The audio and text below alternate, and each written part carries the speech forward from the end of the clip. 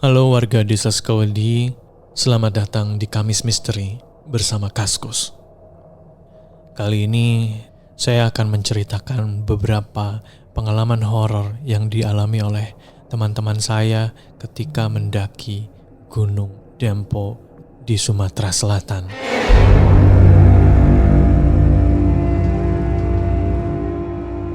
Bagian 1, Penampakan Noni Belanda.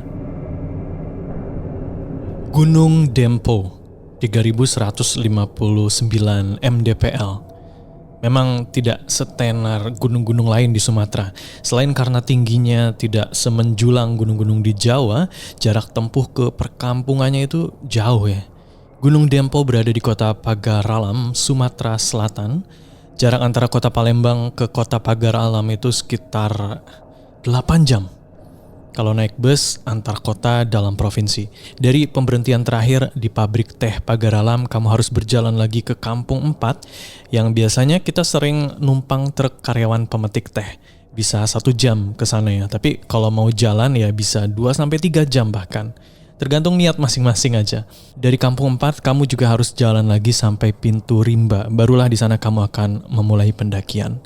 Selama pendakian Gunung Dempo, kamu bisa beristirahat di shelter 1, shelter 2 sebelum puncak, serta di pelataran atau di bawah puncak Gunung Dempo. Pelataran ini berada di tengah puncak Gunung Dempo dan puncak Merapi. Jadi sebenarnya ada 2 puncak yang bisa kamu daki. Namun untuk mendaki gunung ini harus sering-sering berolahraga. Jalurnya ajib banget, kamu akan merasakan sensasi mencium lutut di setiap akan lanjut mendaki ke atas. Bukan sekali 2 kali ya mencium lutut, tapi terus menerus. Nah, kamu bisa bayangin sendiri aja ya. So, kita tidak akan ceritain panjang lebar gimana jalurnya, tapi saya akan menceritakan tentang kisah mistis yang dialami oleh salah satu teman saya, Nila. Walaupun perempuan, Nila termasuk yang sering mendaki Gunung Dempo. Biasanya di bulan Agustus, para pendaki sering merayakan Hari Ulang Tahun Republik Indonesia 17 Agustusan di puncak gunung. Sama juga kayak teman saya nih. Tahun lalu, si Nila ini juga merayakan HUT RI di Gunung Dempo ya. Kebayangkan gimana ramainya itu gunung kalau para pendaki mau ngerayain di puncak gunung semua. Berangkat dari Palembang, Nila membawa 1 keril di punggung dan 1 daypack di depannya. Dia berangkat sendirian, ya literally sendirian. Setiba di Pintu Rimba, dia bertemu dengan teman-temannya yang lain dan akhirnya mereka mendaki bareng. Padahal Nila tidak ada janji mendaki bareng, tapi karena banyak ketemu teman-teman, akhirnya dia ya memutuskan untuk bareng-bareng aja. Akhirnya Nila mendaki bareng 2 tim yang kebanyakan pria semua. Nila termasuk cewek yang rajin dan pintar masak. Oleh karena itu, teman-temannya merasa beruntung kalau barengan sama Nila. Nila juga membawa kebutuhan pendakiannya sendirian. Rencananya, Nila ingin ngecamp di shelter 1 karena kata orang shelter 2 itu lebih tanda kutip angker ya, dan sering terlihat penampakan. Tapi karena teman-temannya ingin ngecamp di shelter 2, akhirnya Nila pun mengikuti ritme teman-temannya ini. Hujan tiba-tiba mengguyur perjalanan mereka ke shelter 2. Sesampainya di sana, mereka langsung memasang tenda masing-masing. Ada 3 unit tenda yang mereka pasang, tapi sayangnya tenda yang dibawa Nila ini bocor dan sudah tidak layak digunakan pada saat itu. Terpaksa Nila menumpang di tenda Agus dan kawan-kawan. Untuk ukuran tenda 5 orang, terpaksa harus diisi oleh 6 orang. Ya, karena tubuh Agus dan kawan-kawan ini gembul-gembul semua ya, akhirnya mereka pun beristirahat di tenda melebihi posisi susun dan cheese. Ada yang tidur, ada yang duduk, ada yang kakinya dilipat ya gitulah ya. Akhirnya malam tiba, menyelimuti hutan gunung dan udara di shelter 2 itu sudah mulai terasa dingin menusuk-nusuk ya. Karena posisi yang kurang mengenakan untuk tidur, Nila yang kebagian posisi duduk pun susah untuk memejamkan mata. Rasa ngantuk hilang seketika karena semua pada tidur. Akhirnya Nila memilih memainkan handphonenya, walaupun sebenarnya tidak ada sinyal di sana ya. Malam itu sekitar pukul 2 dini hari. Tidak ada lagi aktivitas yang terdengar di luar tenda. Entah kenapa, Nila langsung melihat ke sudut tenda seperti ada sesuatu yang menarik untuk dilihat. Kemudian, pandangan Nila seperti tidak terhalang oleh parasut tenda, padahal dia di dalam gitu. Dan Nila bisa melihat luas di luar tenda. Seketika Nila melihat dengan jelas sosok wanita cantik berparas bule seperti Noni Belanda. Noni Belanda itu menggunakan gaun panjang berwarna putih dan membawa sepeda ontel jadul turun melewati jalur shelter 2. Nila terpana melihat sosok Noni Belanda tersebut. Terlebih karena parasnya yang cantik, si Noni Belanda berjalan sambil mendorong sepedanya. Namun, semakin Noni Belanda itu berjalan turun, wajahnya berangsur berubah menjadi jelek dan hancur. Dan terakhir, wajah Noni Belanda itu berdarah-darah dan bahkan tidak berbentuk. Nila langsung tersadar dan ketakutan. Dia langsung memalingkan pandangannya dan menunduk. Untuk menghilangkan syok dan ketakutannya, Nila langsung mengucap istighfar berkali-kali. Tapi entah kenapa, setelah itu tatapan Nila kembali lagi ke sudut tenda dan kejadian tersebut terulang kembali sebanyak 3 kali. Nila benar-benar merasa ketakutan dan dia memilih berganti posisi dan memejamkan matanya. Cukup sulit bagi Nila untuk tidur terlelap dengan posisi yang tidak nyaman dan penampakan yang mengerikan tersebut. Namun, Nila tetap memaksakan agar bisa tidur dan menghilangkan ketakutannya itu. 1 jam kemudian, Nila baru tertidur. Keesokan harinya, di pagi hari, suara aktivitas di luar tenda terdengar jelas dari para pendaki lainnya. Ada beberapa temannya di dalam tenda yang juga sudah bangun. Nila pun terbangun sekitar pukul 8 pagi. Dia lalu keluar dan melihat ke samping tendanya tempat dia melihat sosok Noni Belanda tersebut tadi malam. Tapi tidak ada jejak apapun atau hal yang aneh lainnya.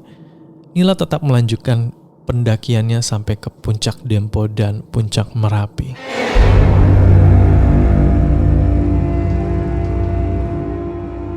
Bagian kedua, melihat kerajaan di Gunung Dempo.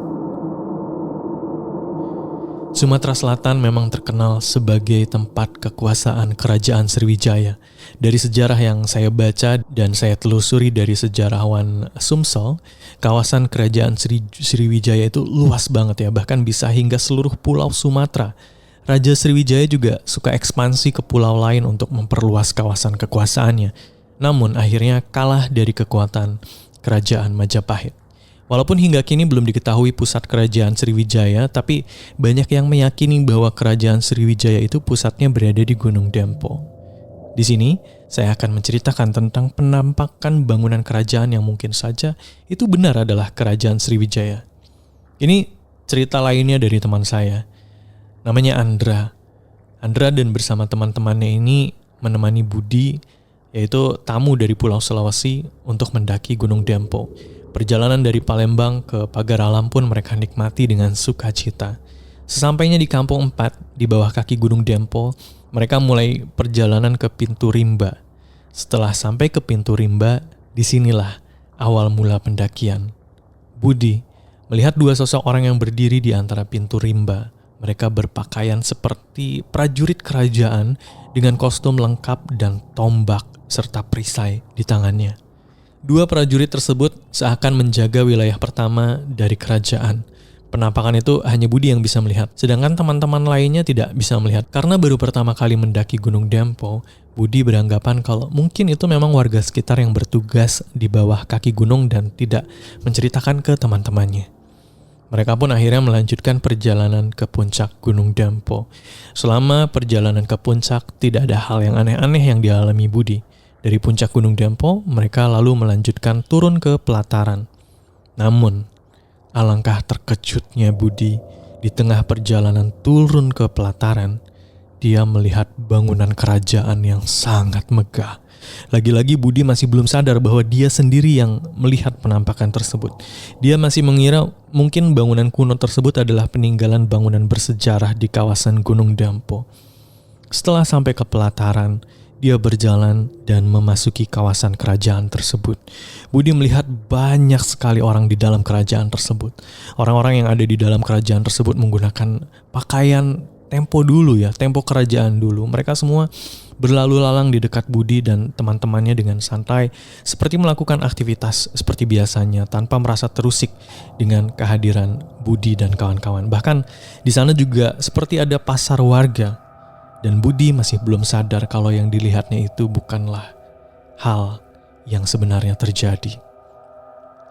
Setelah sampai ke puncak Merapi Dempo, mereka memutuskan untuk segera turun gunung dan pulang ke Palembang. Sewaktu di Palembang, Budi baru menanyakan perihal apa yang dilihatnya. Dra, di Gunung Dempo ramai juga ya warga yang ada di sana? Andra menjawab, kalau di Kampung 4 ya emang rame. Di sana kan banyak warga transmigran dari Jawa yang bekerja sebagai pemetik daun teh. Jawab Andra begitu. Kemudian Budi berkata lagi, bukan di Kampung 4, tapi di pelataran Gunung Dempo. Andra menjawab, perasaan waktu kita muncak cuma ada beberapa pendaki aja yang mendaki. Gak rame kok. Lah, saya lihat di pelataran ada kerajaan besar dan orang-orangnya rame. Baju yang mereka pakai juga kayak orang-orang zaman dulu gitu loh. Di pintu rimba juga ada tuh 2 penjaga yang berdiri sambil bawa tombak itu di depannya. Andra jawab lagi, salah lihat kamu, di sana nggak ada aktivitas apa-apa. Selain pendaki dan warga yang naik ke sana, mereka juga nggak akan lama nginep di atas gunung. Terus yang saya lihat kemarin, apa dong? Dan semua bingung dengan pernyataan dan apa yang dilihat Budi. Bagian ketiga, jangan sombong di gunung. Ya, dari judulnya aja kita udah tahu kalau sifat sombong itu harus dihilangkan termasuk di gunung. Ini terjadi sama salah satu fotografer di Palembang yang menyombongkan diri saat mendaki Gunung Dempo. Peristiwa ini terjadi beberapa tahun lalu. Awalnya saya mau ikut naik gunung bareng teman-teman lain, tapi karena ada pekerjaan yang tidak bisa ditinggalkan, jadi saya batal mendaki bareng teman-teman. Kemudian mereka berangkat sekitar ber-8 orang dan kebanyakan dari mereka memang suka mendaki gunung. Awalnya yang mereka takutkan adalah ada 2 cewek yang ikut ya, dan takutnya mereka itu tepar di jalan karena nggak kuat perjalanan. Ya memang karena mereka sama sekali belum pernah mendaki gunung, apalagi gunung terjal seperti Dempo. Tapi kenyataannya berbeda. 1 dari 2 orang tersebut bahkan seperti kuat sekali ya. 1 dari perempuan itu ya. Untuk mendaki gunung sepertinya kuat sekali. Sedangkan yang 1 lagi ya memang rada tepar sih, tapi tidak membuat pendakian jadi molor gitu. Yang membuat mereka gagal muncak adalah kesombongan dari salah satu di antara mereka yang bernama Rico, fotografer yang saya sebutkan tadi di atas. Mereka mulai pendakian dari jalur Rimau. Kalau dari jalur ini lebih cepat dibandingkan jalur konvensional. Mereka berangkat sekitar 10 malam agar tidak terlalu capek dan bisa sampai di puncak di pagi harinya. Baru menapaki pendakian di kaki gunung, Rico langsung berkoar meninggi. Tenang aja, naik Gunung Dempo. Saya udah sering naik gunung ini, saya kan orang sini. Chandra menyahut, "Us, jangan sombong. Kita jalan aja lah, fokus pendakian." Shelter 2 pun sudah sampai, namun Rico udah ngos-ngosan. Melihat kondisi Rico yang mulai terlihat drop, akhirnya Chandra pun menemaninya di urutan belakang saat pendakian dimulai kembali. Mereka berjalan sangat pelan, bahkan tertinggal dari teman-teman lainnya yang sudah duluan di depan. Kaki Rico yang terasa lunglai dan tidak bertenaga akhirnya tidak mampu lagi untuk melangkahkan kakinya. Padahal jarak tempuh ke puncak itu masih sangat jauh dan malam juga semakin larut ya. Tubuh Rico langsung jatuh ke tanah, tapi dia tetap sadar. Dia hanya merasa sangat lelah dan sangat kecapean. Akhirnya teman-teman yang sudah berada di depan kembali lagi ke belakang dan melihat kondisi Rico. Teman-teman, kita tunggu sampai kondisi Rico agak mendingan ya. Baru kita lanjut jalan lagi. Jangan ada yang terpencar. Ini udah jam 2 pagi nih, kata Chandra. Tapi 1 jam, 2 jam, 3 jam. Kondisi Rico belum menunjukkan kemajuan. Wajahnya malah makin terlihat pucat dan keringatnya pun terus bercucuran. Banyak pendaki yang berlalu lalang dan menanyakan kondisi Rico. Teman-temannya sebenarnya ingin membuka tenda agar Rico bisa istirahat dan tidur. Tapi di tempat Rico tadi terjatuh lunglai, Tidak ada tempat yang luas untuk membuka tenda. Teman-temannya juga udah capek dan gak kuat lagi untuk memanggul tubuh Riko. Untuk berdiri saja Riko tidak mampu, apalagi untuk berjalan.